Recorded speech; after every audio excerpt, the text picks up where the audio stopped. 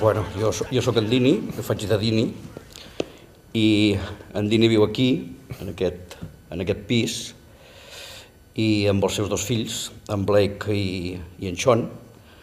En Sean és el petit i en Blake és el gran. I el que fem és representar una farsa molt divertida, una mica bestiota, una mica salvatgívola. I en Dini és el pare, que és una mica el director d'aquesta farsa, que s'ha inventat ell i que ha escrit ell.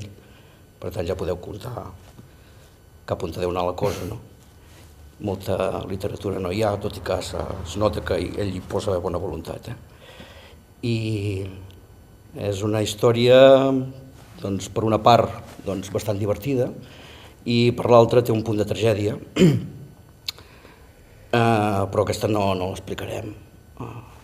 I el personatge, en Dini, encara no, em sembla que encara no el tinc del tot atrapat. Estem aquí treballant, assajant, però intento buscar-lo des d'un punt una mica de força, un punt d'intentar fer-lo una mica gros, sobretot a la part de la farsa, i després a la part més dramàtica intentar rebaixar-lo, perquè hi hagi aquest contrast entre el teatre i el teatre dins del teatre, que és del que es tracta. I el personatge, ja et dic, encara no el veig, encara no el tinc del tot atrapat. Estem aquí. Intento treballar-lo fort, potent, però encara li haig de trobar una mica que no sigui només potent o només fort, sinó que també tingui una part de fragilitat.